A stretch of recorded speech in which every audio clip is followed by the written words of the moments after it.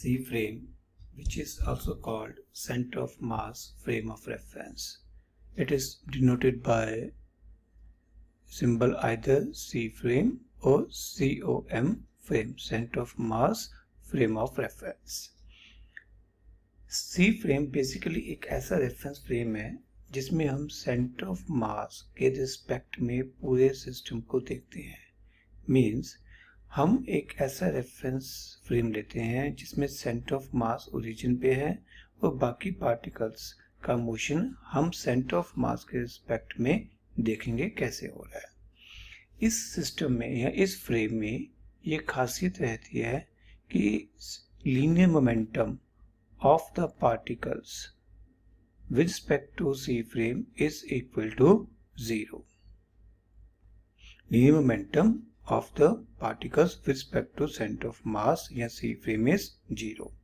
इस पॉइंट को समझने के लिए मैं एक यहाँ पर एग्जांपल लेता हूँ। मान लीजिए मेरे पास दो पार्टिकल्स हैं जिनका मास m1 and m2 है। These two particles are connected with the help of a spring and this system is placed on a smooth horizontal surface. Now हमने m2 को इनिशियल वेलोसिटी दे दी v0। ठीक है, अब हमें इस सिस्टम को स्टडी करना है। मैं इस सिस्टम को स्टडी करना या समझाऊंगा in terms of centre of mass frame of reference.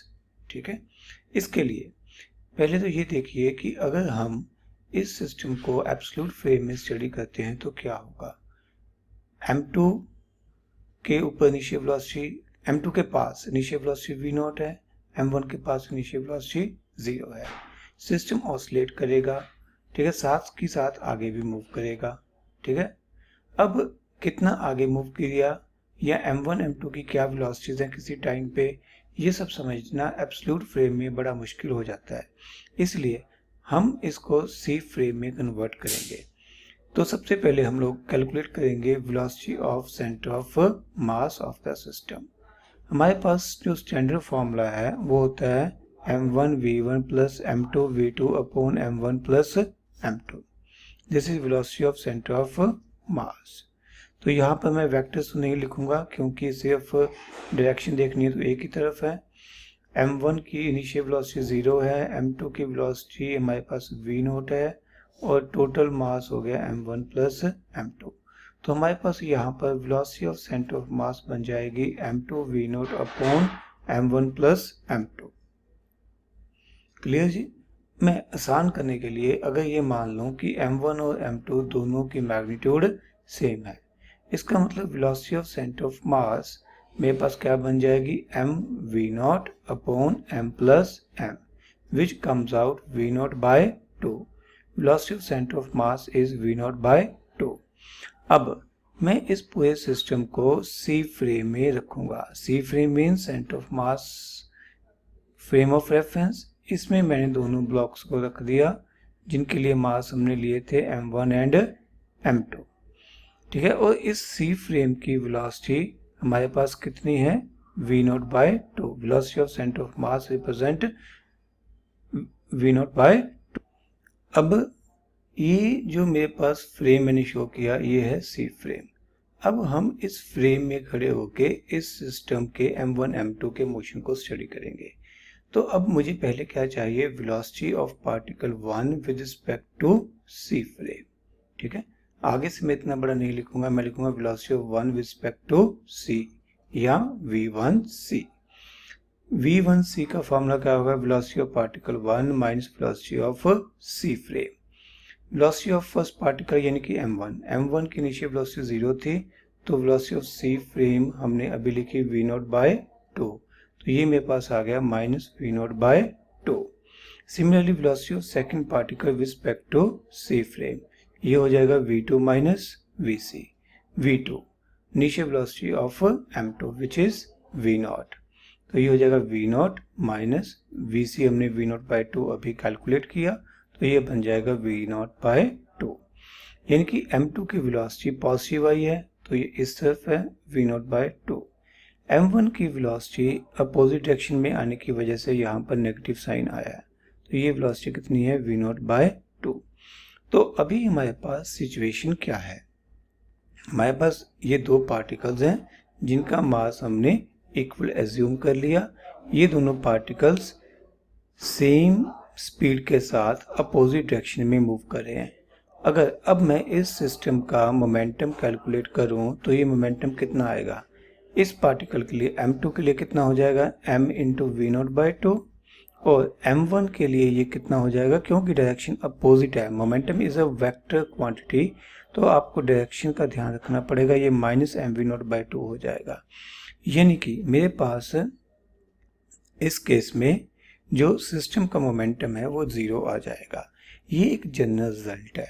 C frame में हमेशा पार्टिकल्स के मोमेंटम का सम जीरो रहता है, जो कि हमने शुरू में लिखा था। इसीलिए इस फ्रेम को zero momentum frame of reference भी कहते हैं। क्लियर जी? It is also called zero momentum frame of reference. अब इस मोशन को, इन दो पार्टिकल्स के मोशन को इस फ्रेम में स्टडी करते हैं। हमारे पास सी फ्रेम में सिचुएशन क्या आई है कि जो लेफ्ट साइड वाला पार्टिकल है, it is moving with velocity v not by to, connected with spring. Right side वाला पार्टिकल जिसको हमने m2 लिखा था, it is also moving with velocity v not by to.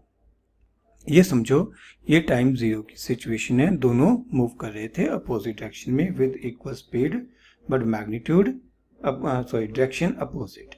अब इस स्प्रिंग में मैक्सिमम एक्सटेंशन कब होगी, ठीक है? हमारे लिए सिचुएशन क्या है, अगर हम यहाँ पे खड़े होकर देखते हैं तो हमें वी जो सी फ्रेम चलता है वो दिखाई नहीं देगा। हमारे लिए सिर्फ ये सिचुएशन है कि दोनों ब्लॉक्स बाहर की तरफ मूव कर रहे हैं।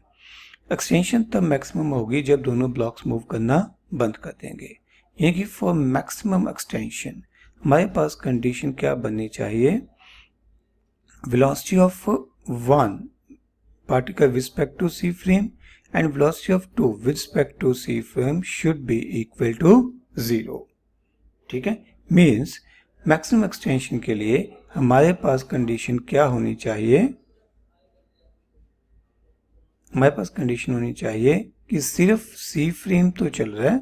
ये जो एरो मैंने C फ्रेम के लिए बनाया है, ठीक है, this is for C frame, but ये दोनों पार्टिकल्स M1 और M2 दोनों की जो वेलोसिटी है वो जीरो है। Velocity of one with respect to C frame is zero and velocity of two with respect to C frame is zero.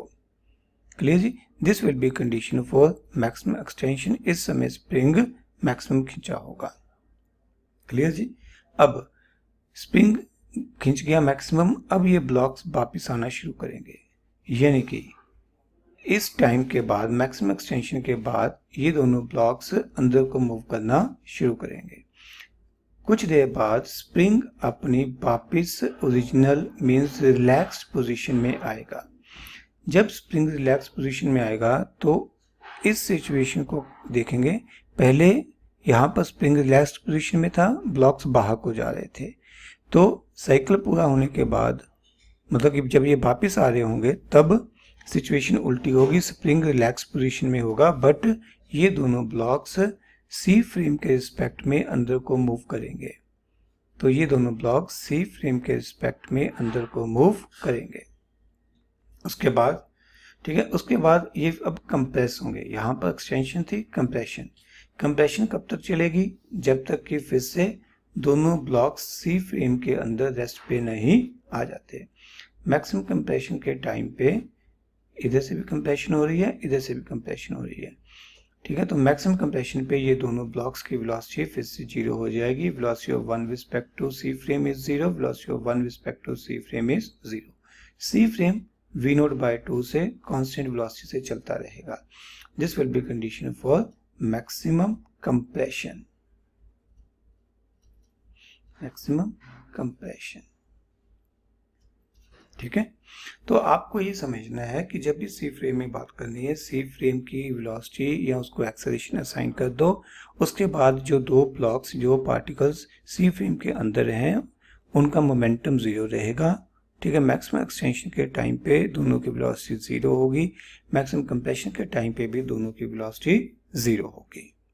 Okay, अब कुछ एक बातें और हैं सी फ्रेम के बारे में जो हमें ध्यान रखनी है।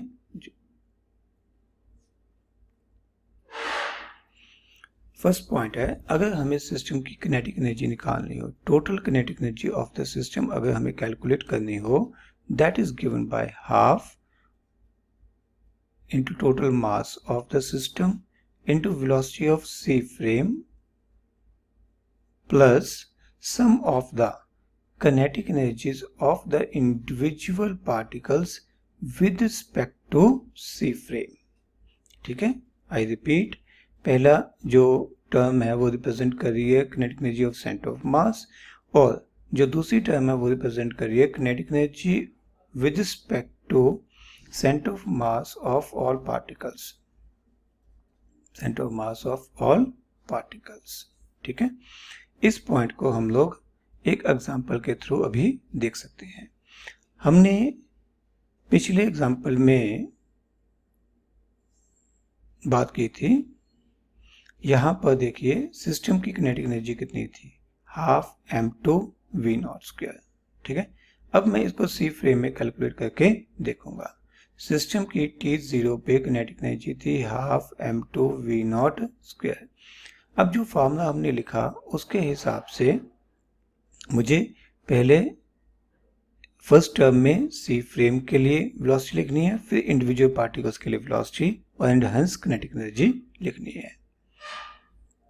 चलिए देखिए, kinetic energy of centre of mass half into total mass कितना था m plus m, velocity of centre of mass वो कितनी थी v0 by 2 whole square, plus kinetic energy of particles with respect to centre of mass half m, जो right side वाला particle था उसकी velocity कितनी थी v0 by 2 whole square, plus जो लेफ्ट साइड वाला पार्टिकल था उसकी वेलोसिटी की मैग्नीट्यूड v0 बाय 2 थी बट डायरेक्शन अपोजिट थी।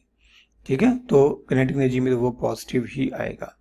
ये 2m into v0 square by 4 plus ये हो जाएगा half m v0 square by 4 plus half m v0 square by 4। अगर यहाँ से देखें तो half m v0 square by 4 common आ जाएगा, ब्रैकेट में बचेगा 2 प्लस 1, ये 4 और 4 कट जाएंगे तो ये हमारे पास आ जाएगी half m v0 square, which is actual kinetic energy of the system. ठीक है, व्हेन टाइम इज 0, क्वेश्चन में हमने सिर्फ m2 को ही पुश किया था, उसी के पास इनिशियल वेलोसिटी v0 थी। ओके, अब ये तो फर्स्ट हो गया। सेकंड पॉइंट, अगर हमें kinetic energy of the system in C frame calculate करनी है तो एक अल्टरनेटिव रेट हो सकता है kinetic energy of the system, it is of the system with respect to C frame. This is very important, kinetic energy of the system with respect to C frame, centre of mass frame of reference. उसमें हम formula use कर सकते हैं half mu v relative square, वे mu represent reduced मास। दो particles के लिए reduced मास का formula होता है m1 m2 upon m1 plus m2। ठीक है, v रिलेटिव, अच्छा v रिलेटिव एक बड़ा इंपॉर्टेंट पॉइंट है, नोट करना है, जो v रिलेटिव है वो फ्रेम ऑफ रेफरेंस पे डिपेंड नहीं करती। v relative does not depend upon frame of reference. ठीक है, जैसे इसको भी हम पिछले क्वेश्चन में फिट करके देखते हैं, आपको लिखना यही है, अब मैं सिर्फ इसको जस्टिफाई करने के लिए एग्जांपल लेता हूं।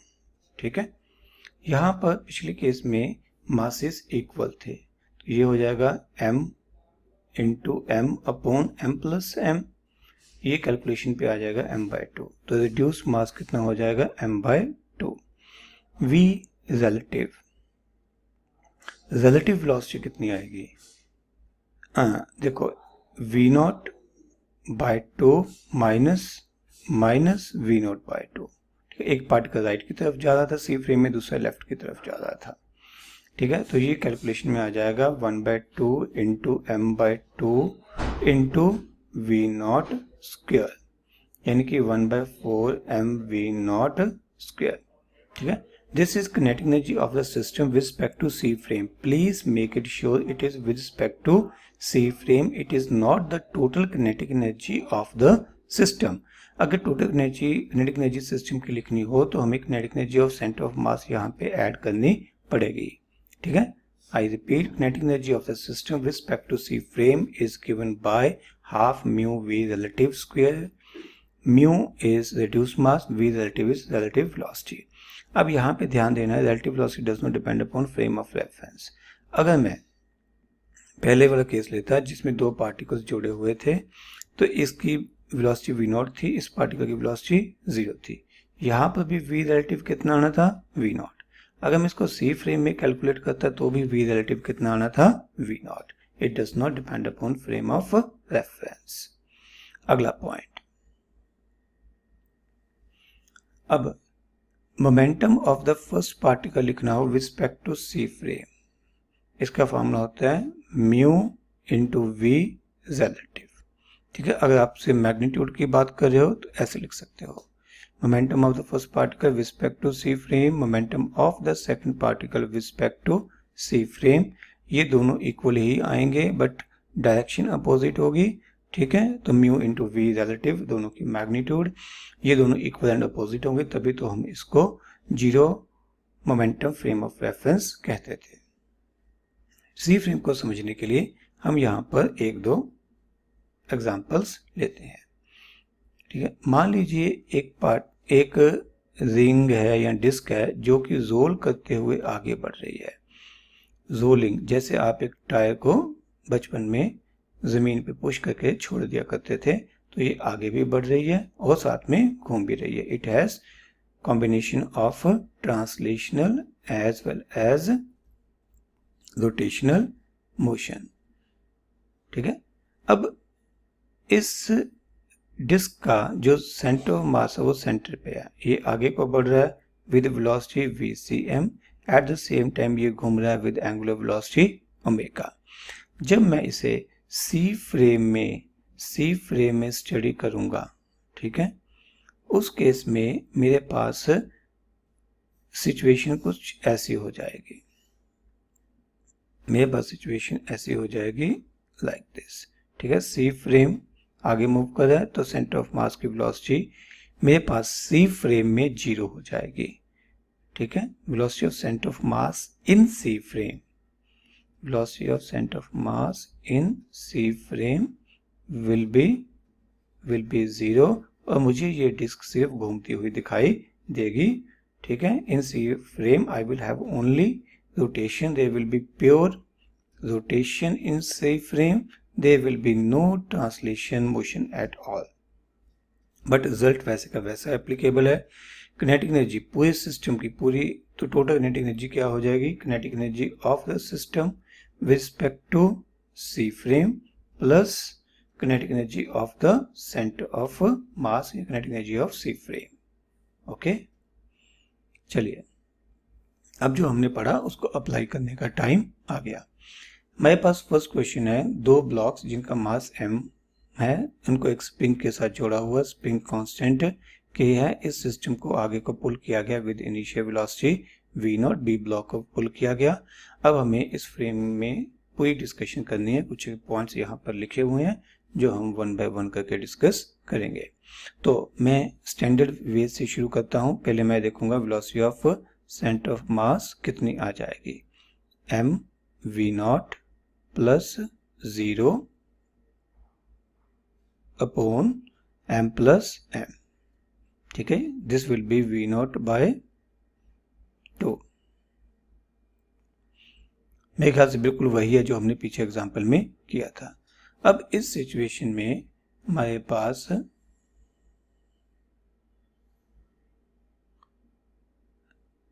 C फ्रेम आएगा और इस C फ्रेम में हमें इन दोनों पार्टिकल्स की वेलोसिटी लिखनी है।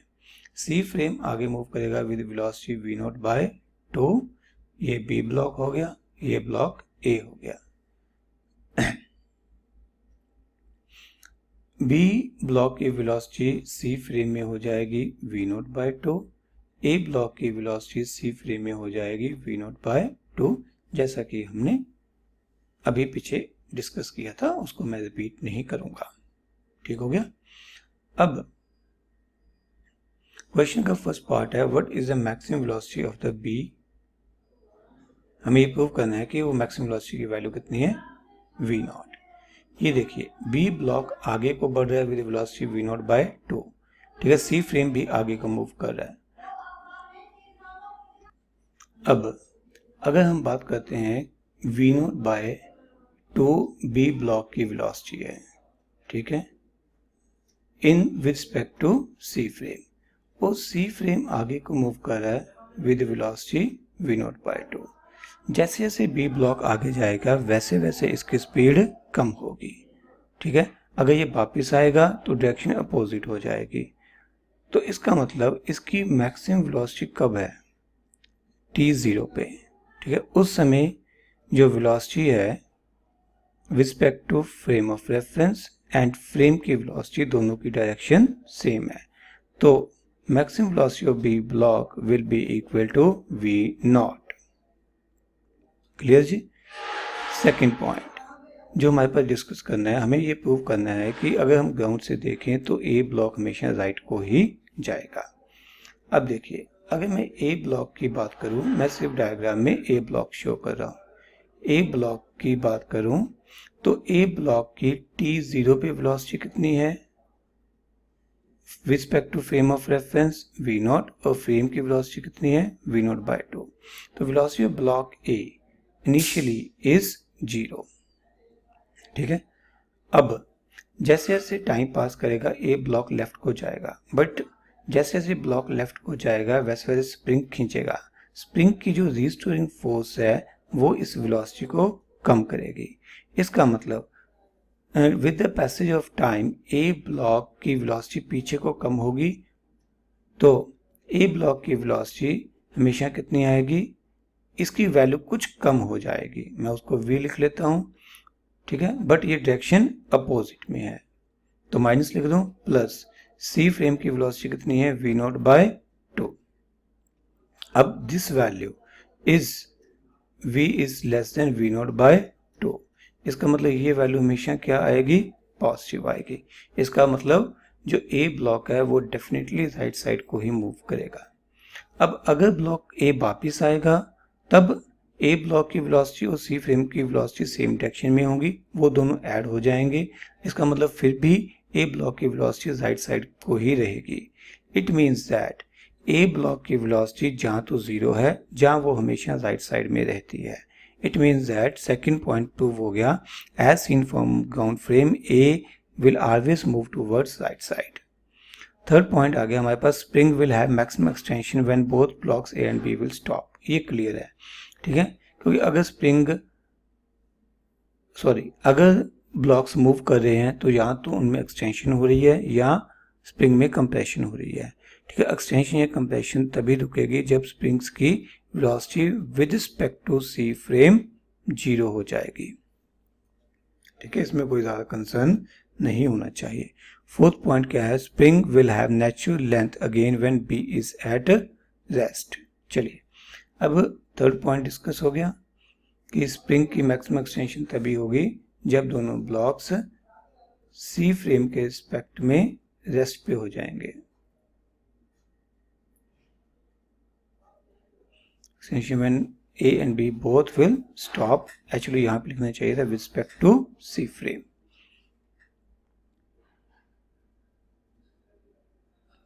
ओके, फोर्थ पॉइंट क्या है, spring will have natural length again when B is at rest. चलिए अब स्प्रिंग अपनी नेचुरल लेंथ पे कब आएगा,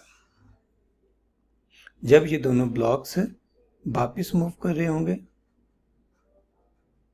ठीक है, देखो यहां पर भी इनिशियल भी स्प्रिंग अपनी नेचुरल लेंथ पे था, जब ये अपने हाफ साइकिल पूरा करके यहाँ पे पहुंचेगा तब भी ये नेचुरल लेंथ पे होगा। बट बी ब्लॉक और ए ब्लॉक की वेलोसिटी की डायरेक्शंस अपोजिट हो जाएंगी with respect to C frame. A block और बी ब्लॉक की वेलोसिटी डायरेक्शंस अपोजिट हो जाएंगी, सी फ्रेम वैसे का वैसा मूव करता रहेगा। अब अगर बी ब्लॉक की वेलोसिटी देखें विद रिस्पेक्ट टू ग्राउंड, तो इन दोनों वेलोसिटीज को ऐड करना पड़ेगा, डायरेक्शन अपोजिट है, तो डायरेक्शन अपोजिट होने की वजह से बी ब्लॉक की वेलोसिटी 0 हो जाएगी।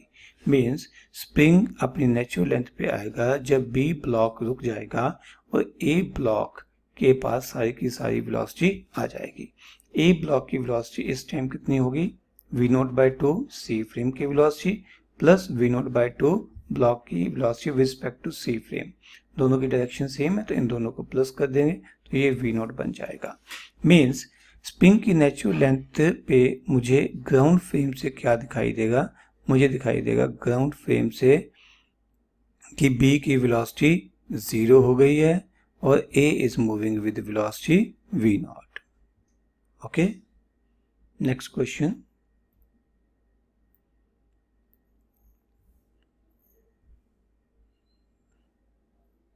इस क्वेश्चन में हमारे पास दो ब्लॉक्स हैं m1 m2, ठीक है, which are connected with spring के, एंड m2 को हमने इनिशियल वेलोसिटी दी v0। क्वेश्चन का फर्स्ट पार्ट है we have to calculate velocity of centre of मास।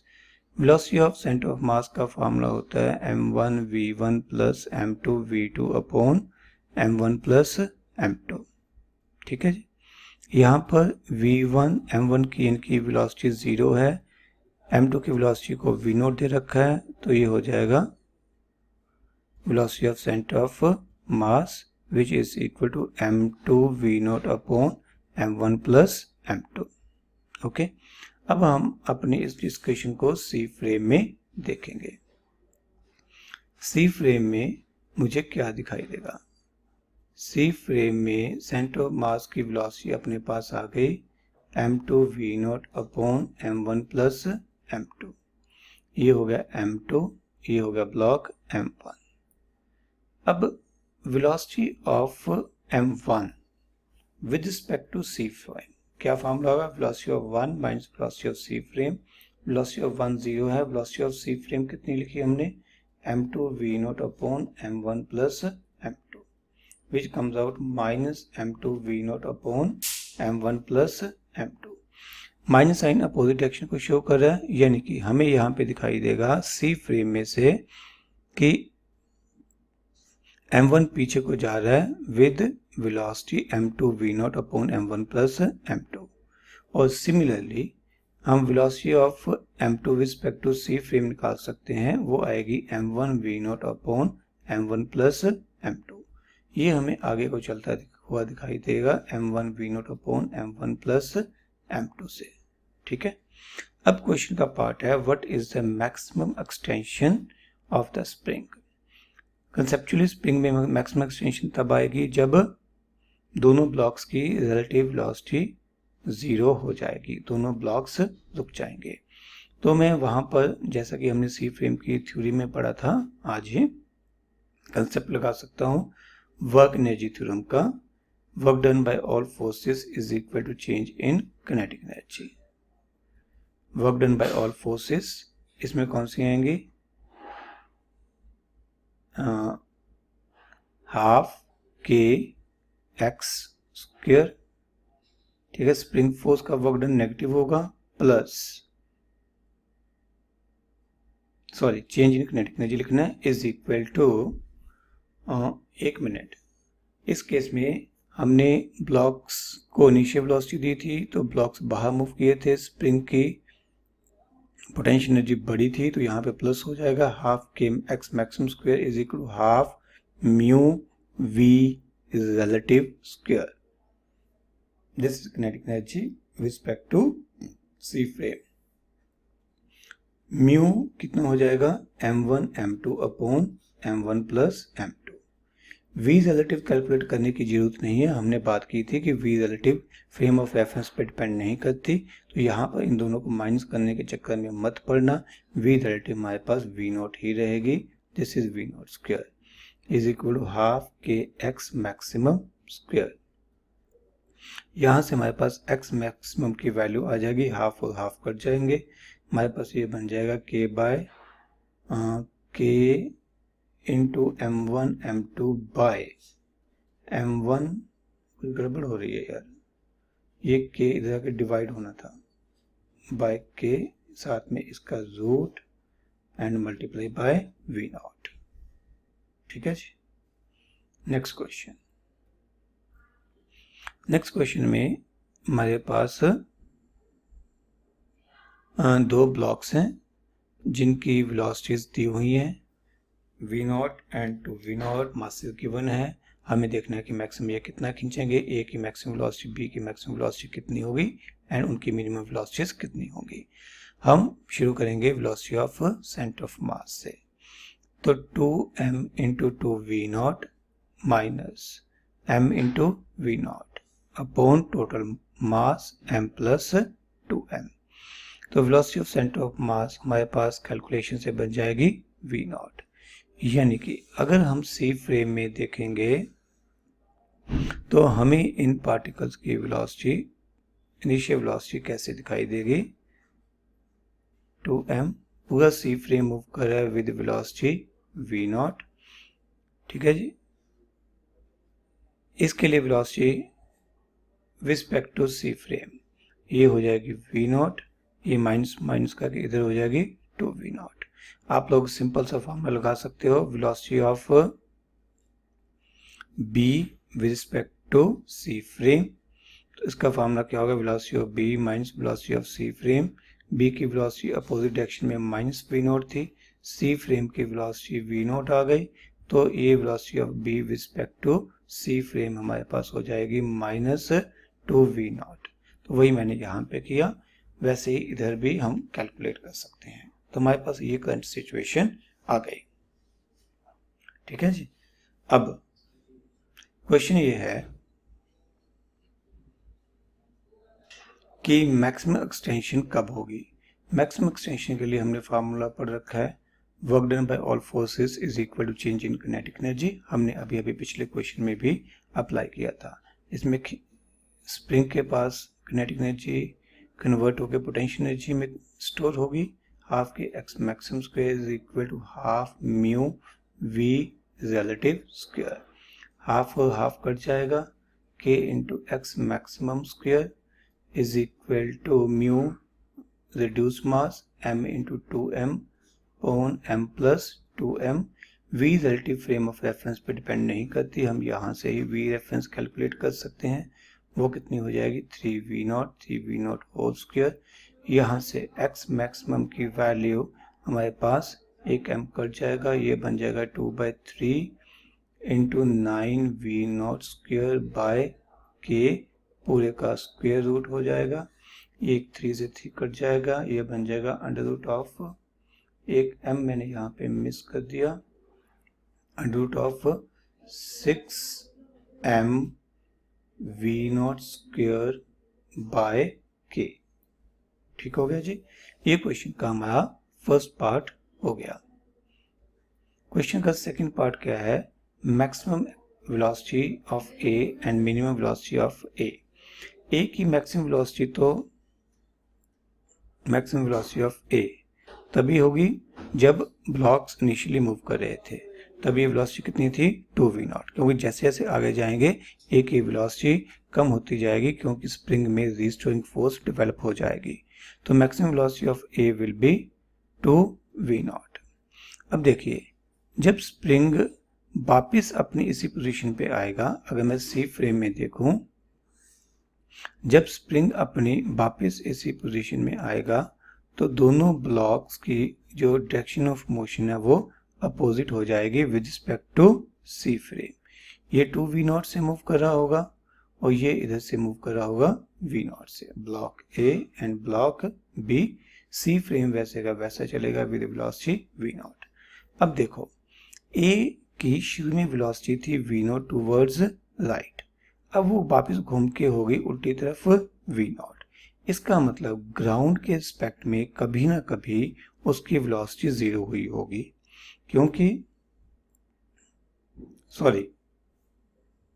कभी ना कभी क्या, मैं इसी सिचुएशन में कहूंगा कि इस पॉइंट पे ए ब्लॉक की velocity with respect to ground zero है, क्योंकि A with respect to C frame left में जा रहा है और फ्रेम उसी स्पीड के साथ राइट में जा रहा है। तो velocity of A will have minimum value is equal to 0। ठीक है। अब बी ब्लॉक की बात करते हैं। बी ब्लॉक की मैक्सिमम और उसकी मिनिमम वैल्यू कितनी होगी। अगर बी ब्लॉक की मैक्सिमम वेलोसिटी की बात करें तो इस टाइम पे इसकी ये वेलोसिटी मैक्सिमम है और सी फ्रेम और बी ब्लॉक दोनों की वेलोसिटी सेम डायरेक्शन में है। तो clearly at this time B block will have maximum velocity which will be 2v0 plus v0 means 3v0। अब अगर इसकी मिनिमम वेलोसिटी की बात करें तो B ब्लॉक की इनिशियल वेलोसिटी थी टुवर्ड्स लेफ्ट 2v0, ठीक है, और एब्सोल्यूट में देखें तो ये कितनी थी 2v0 minus v0 means v0। B block की शुरू में वेलोसिटी इधर थी v0, ठीक है, जब हमने सिस्टम को शुरू किया था यहां से। अब इस सिचुएशन में जब मैक्सिमम कंप्रेशन हो गई है तब बी ब्लॉक की वेलोसिटी इधर को हो गई है 3v0। अब v0 से 3v0 हो गई और at the same time direction change हुई है, तो इसका मतलब बीच में कहीं ना कहीं उसकी वेलोसिटी 0 भी हुई होगी। इसका मतलब बी ब्लॉक की मिनिमम वेलोसिटी 0 रहेगी। Okay, next question. अगले क्वेश्चन में हमें यही सब कुछ रिपीट करना है, बट मैंने ब्लॉक्स के मासेस 2m और 3m कर दिए हैं और उनकी इनिशियल वेलोसिटीज सेम है।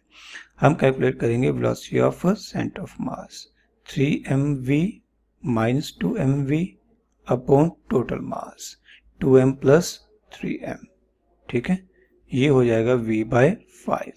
यानी कि अगर हम सी फ्रेम में देखें तो हमें सी फ्रेम चलता हुआ दिखाई देगा वेलोसिटी v/5 और बाकी दोनों ब्लॉक्स की वेलोसिटी चेंज हो जाएगी, ठीक है, 3m। अब देखते हैं कि with respect to C frame 2m और 3m की वेलोसिटीज क्या आती हैं। चलो, ये ब्लॉक A है, ये ब्लॉक B है। Velocity of block A with respect to C frame, A block की वेलोसिटी माइनस थी, माइनस v, और सी फ्रेम की वेलोसिटी आई है plus v/5 which comes out minus 4v/5। तो यानी कि ये अपोजिट डायरेक्शन में 4v/5 से मूव करेगा। अब सिमिलरली अगर बी ब्लॉक की वेलोसिटी लिखनी हो with respect to C frame तो ये क्या आएगी, इनिशियल वेलोसिटी इसकी कितनी थी v, अब कितनी है प्लस v/5, तो ये बन जाएगी 6v/5, ये हो जाएगा 6v/5। ये गड़बड़ हो रही है कुछ, I am doing something wrong, ओहो सॉरी। यहाँ पे ध्यान देंगे, एक्चुअली मैंने ये प्लस कर दिया, ये वेलोसिटी माइनस होनी थी, है ना। अगर ये माइनस होनी थी तो यहाँ पे -6 आएगा, ये माइनस होनी थी तो यहाँ पे 4 आएगा। आपको अभी करेक्शन लगानी पड़ेगी, ये 6v हो जाएगा और ये 4 हो जाएगा, ठीक है। ये हम कंफर्म कर सकते हैं, चेक कर सकते हैं। अभी इसका मोमेंटम कितना आ गया 12mv/5, इसका भी मोमेंटम कितना आ गया 12mv/5, पर डायरेक्शन अपोजिट है तो नेट मोमेंटम 0 हो गया। और ये सी फ्रेम की प्रॉपर्टी थी कि सिस्टम का मोमेंटम 0 होना चाहिए, तो यहाँ पर भी ये 0 हो गया। ओके, अब हम देखते हैं कि जब ये स्प्रिंग खींच के वापस आएगा तो इन दोनों ब्लॉक्स की वेलोसिटीज सी फ्रेम में कितनी हो जाएंगी, they will be change in direction. B इस तरफ मूव कर रहा होगा 4v/5 से, ए इस तरफ मूव कर रहा होगा 6v/5 से। अब ए ब्लॉक की मैक्सिमम और मिनिमम वेलोसिटी को देखते हैं। ए ब्लॉक इधर को मूव कर रहा है, सॉरी सी फ्रेम मूव कर रहा है विद वेलोसिटी v/5, ठीक है। ए ब्लॉक की मैक्सिमम वेलोसिटी इस टाइम पे होगी जब सी फ्रेम और ब्लॉक ए दोनों की वेलोसिटी सेम डायरेक्शन में है, this is with respect to C frame. अगर ये दोनों डायरेक्शन सेम है तो ये वेलोसिटी हमारे पास बन जाएगी 7v/5। Block A will have maximum velocity of 7v/5। Block ए की इनिशियल वेलोसिटी थी v, जो थी लेफ्ट में, ठीक है। अब ब्लॉक ए की फाइनल वेलोसिटी है 7v/5, जो कि हमारे पास है राइट में, ठीक है। ये दोनों वैल्यूज हम लोगों ने एब्सोल्यूट में लिखी है। तो अब v लेफ्ट से 7v/5 राइट में आ गई, तो पहले कम होती हुई 0 हुई होगी, तभी तो राइट में आई होगी। इसका मतलब va की जो मिनिमम वैल्यू है that will be written as 0। चलिए अब बी ब्लॉक के लिए देखते हैं। बी ब्लॉक की इनिशियल वेलोसिटी जब ये दोनों राइट में थी तो मैक्सिमम होगी, ये हो जाएगी 4v/5 plus v/5 which comes out v। और बी ब्लॉक की मिनिमम वेलोसिटी कितनी हो जाएगी जब ये डायरेक्शन अपोजिट होगी। ठीक है, इधर कितनी है v/5, ये कितनी है 4v/5, डायरेक्शन अपोजिट हो गई है। डायरेक्शन अपोजिट होने की वजह से -4v/5 प्लस v/5 जिस कम्स आउट -3v/5। -3v/5 का मतलब है कि अभी वेलोसिटी बी ब्लॉक की लेफ्ट साइड में है। इसको अब हम लोग एक बात ध्यान से देखेंगे। बी ब्लॉक की इनिशियल वेलोसिटी थी राइट की तरफ v, और बी ब्लॉक की बाद में ये वेलोसिटी इस तरफ बन गई 3v/5, यानी कि देयर इज चेंजिंग डायरेक्शन। अगर डायरेक्शन में चेंज आया है तो नेगेटिव पॉइंट ऑफ व्यू से ये मिनिमम रिप्रेजेंट कर रहा है, बट एक्चुअल में अगर स्पीड की बात करें तो बी ब्लॉक की मिनिमम स्पीड बीच में कहीं ना कहीं 0 आई होगी, तभी उसकी डायरेक्शन चेंज हुई है। ओके, तो a मिनिमम और v मिनिमम दोनों 0 आएंगे, a मैक्सिमम 7v/5 और v मैक्सिमम v बन जाएगा। Okay good. Next question. Next question में हमारे पास दो ऑब्जेक्ट्स या दो ब्लॉक्स हैं जिनको एक स्ट्रिंग के साथ जोड़ा हुआ है। Length of string is l। हमने 2m वाले ब्लॉक को इनिशियल वेलोसिटी v दी। अब हमें बताना है कि इस स्ट्रिंग में टेंशन कितनी होगी। ठीक है, एक्चुअली ये सिस्टम बड़ा कॉम्प्लेक्स होगा। अगर हम इसको एब्सोल्यूट फ्रेम में देखते हैं तो ये ब्लॉक आगे जाएगा, स्ट्रिंग में टेंशन प्रोड्यूस होगी, और साथ में ये दोनों ब्लॉक, ये ब्लॉक भी कुछ पार्शियली आगे जाएगा। ठीक है, तो बट ये आगे जाएगा, ये उससे ज्यादा आगे जाएगा, तो system will be quite complex. इसलिए हम इस क्वेश्चन को भी सी फ्रेम में करेंगे। तो velocity of centre of mass कितनी आएगी 2m into v plus m into 0 upon 3m। This comes out 2/3v। Okay, अब नए फ्रेम में, सेंटर ऑफ फ्रेम में मुझे क्या दिखाई देगा कि जो 2m ब्लॉक है इसकी वेलोसिटी कितनी रह गई, पूरे सी फ्रेम की वेलोसिटी कितनी है 2/3v।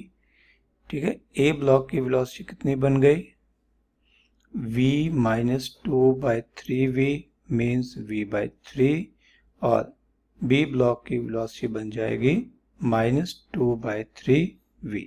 ठीक है, इनका मोमेंटम चेक कर लीजिए। सी फ्रेम में momentum of the system will be 0।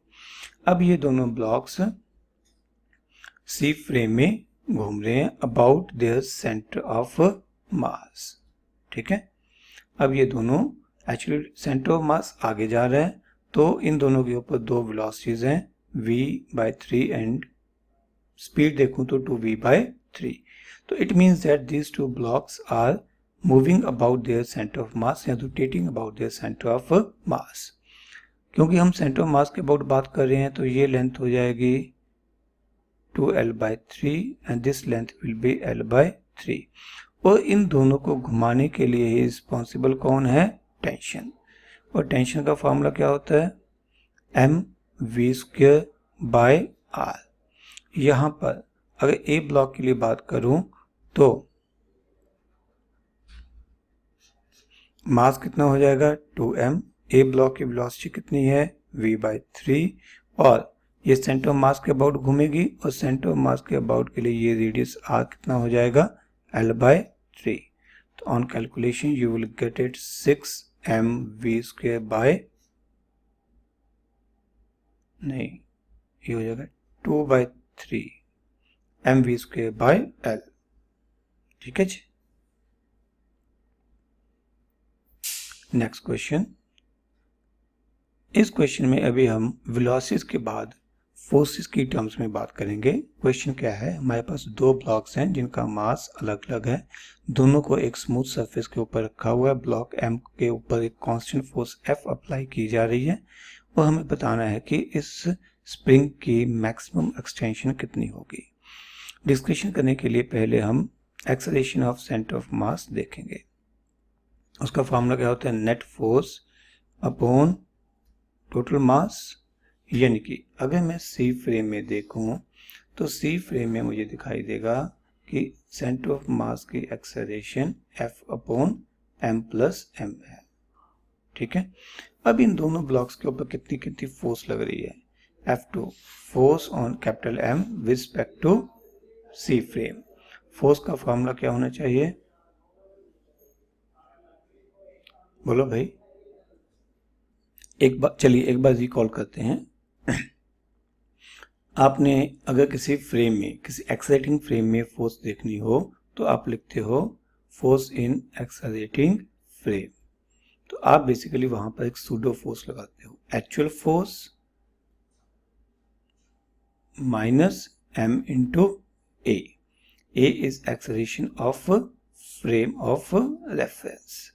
Basically m a represent करती है सूडो फोर्स। अब इस ब्लॉक के ऊपर, इसको मैं ए ब्लॉक लिख लेता हूं, ए ब्लॉक के ऊपर एक्चुअल फोर्स कितनी लग रही थी, F minus mass of the block into pseudo into acceleration of frame of reference. ठीक है, यहाँ से F कॉमन आ जाएगा, एलसीएम लेके आप इसे अगर सॉल्व करेंगे तो आपके पास स्मॉल m बचेगा, कैपिटल M कैंसिल आउट हो जाएगा। यानी कि हमारे पास F2 की वैल्यू कितनी आ जाएगी, small m F upon m plus m। Similarly F1 लिखेंगे तो M1 के ऊपर कोई इनिशियल फोर्स तो थी नहीं, इसके ऊपर सिर्फ क्या लगेगी, pseudo force. Mass of the block, जिस ब्लॉक के ऊपर हम सूडो फोर्स लिख रहे हैं उसका मास लिखना है, into acceleration of the frame of reference. इस केस में हमारा सी फ्रेम है तो ये minus F mm upon m plus m, mf upon m plus m बन जाएगी। यानी हमारे पास जो करंट सिचुएशन है उसमें सी फ्रेम में जो हमें दिखाई देगा, F2 इस तरफ mf upon m plus m, और सेम फोर्स अपोजिट डायरेक्शन में, ठीक है, net force on the system in C frame will be 0। This frame will be moving with acceleration ACM, acceleration of centre of mass. अब हमें बात करनी है कि इस स्प्रिंग में मैक्सिमम एक्सटेंशन कब आएगी। ये दोनों ब्लॉक्स बाहर को मूव करेंगे, ठीक है, जब इनकी फाइनल वेलोसिटी 0 हो जाएंगी तब स्प्रिंग में एक्सटेंशन मैक्सिमम हो जाएगी। And we will again apply work energy theorem. Work energy theorem क्या थी, work done by all forces is equal to change in kinetic energy. अब देखिए, अगर मैं ये कहूं कि यहाँ पे ये था सेंटर ऑफ मास, ये इधर को खींचा x1, ये इधर को खींचा x2, स्प्रिंग कांस्टेंट कितना था, k। तो स्प्रिंग में कितनी एनर्जी आई, half k into x1 plus x2 into whole square. Okay, अब ये हो गया energy stored in the spring. अब देखते हैं कि ये जो फोर्सेस थी इन्होंने कितना काम किया। फोर्सेस की मैग्नीट्यूड सेम थी, तो मैं लिख सकता हूं mf upon m plus m into इस फोर्स की वजह से मोशन या एक्सटेंशन कितनी हुई, x1। सिमिलरली दूसरे ब्लॉक या दूसरे ब्लॉक के ऊपर लगने वाली फोर्स से हम फॉर्मूला लिख सकते हैं x2। अब इन दोनों में x1 प्लस x2 कॉमन आ जाएगा, वो कट जाएगा, तो मेरे पास क्या बचेगा, half k into x1 plus x2 is equal to mf upon m plus m। x1 plus x2 represent maximum extension. Maximum extension will be 2mf upon k into m plus m. अच्छा बच्चों, ये ध्यान रखना है कि work energy theorem में actual formula होता है work done by all forces is equal to change in kinetic energy. यहाँ पर हम लोगों ने एक स्टेप बीच में से गायब कर दिया है, work done by spring force plus work done by applied force. ठीक है, ये लिखा जाना चाहिए था, ठीक है, and change in kinetic energy. अब actually change in kinetic energy 0 है, इनिशियल भी और फाइनल भी किनेटिक एनर्जी 0 होने की वजह से चेंज इन किनेटिक एनर्जी 0 है। तो मैंने ये पूरा चेंज इन किनेटिक एनर्जी वाला स्टेप नहीं लिखा था, मैंने सीधा ही टर्म्स को इधर शफल कर दिया था। उम्मीद है कि आपको क्लियर होगा। नेक्स्ट क्वेश्चन इसी टाइप पे है, बट एक छोटा सा चेंज है। इन दोनों ब्लॉक्स का मास m1 m2, बट इनके ऊपर अब दोनों ब्लॉक्स के ऊपर फोर्सेस लग रही हैं F1 एंड F2। ठीक है, अब हम देखेंगे कि एक्सेलरेशन ऑफ सेंटर ऑफ मास क्या आएगी। Net force upon mass m1 plus m2। ठीक है, अब सी फ्रेम में हम इसी डायग्राम को बनाएंगे। इस डायग्राम में हमारे पास acceleration of centre of mass होगी F2 minus F1 upon m1 plus m2। अब देखेंगे इस फ्रेम में m2 के ऊपर कितनी फोर्स लग रही है और m1 के ऊपर कितनी फोर्स लगती हुई महसूस हो रही है। जैसा कि हमने अभी पढ़ा था, force minus pseudo force mass into acceleration of frame of reference. Acceleration of frame of reference की वैल्यू सब्स्टिट्यूट कर दीजिए। यहाँ पर अब हम लोग एलसीएम ले सकते हैं। ये बन जाएगा m1 f2 plus m2 f2 minus m2 f2 plus m2 f1 upon m1 plus m2। m2 f2 cut जाएगा and we will get m1 f2 plus m2 f1 upon m1 plus m2। ठीक है, similarly आप लोग calculations कर सकते हो f1 dash के लिए, and you will notice that कि f1 dash and f2 dash दोनों सेम आएंगे। दोनों की value m1 f2 plus m2 f1 upon m1 plus m2 ही आएगी।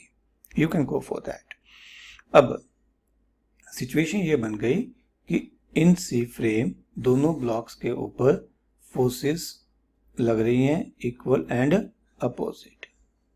ठीक है, इनिशियल वेलोसिटी सी फ्रेम के रिस्पेक्ट में 0 थी।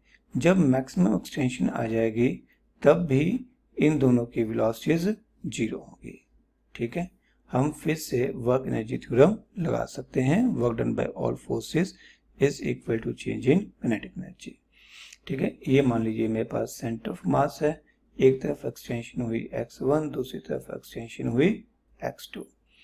तो स्प्रिंग फोर्स की वजह से हम एनर्जी स्टोर का फॉर्मूला ये लिखेंगे। ये हुआ कहाँ से? वर्क डन किसने किया? F1 dash and F2 dash ने। बट क्योंकि F1 F2 दोनों इक्वल हैं तो मैं लिख सकता हूं F1 dash into x1 plus x2 is equal to half के x1 plus x2 whole square. ये कट जाएंगी टर्म्स, ये और ये कट जाएंगे, तो हमारे पास क्या बचेगा?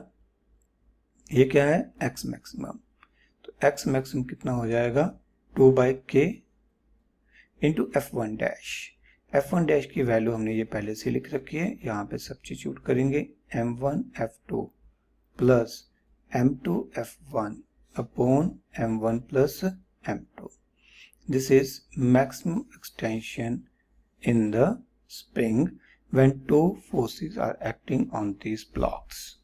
Okay, that's all for C frame। इसके बाद कोई भी क्वेश्चन आता है आप बड़े आराम से कर सकते हो।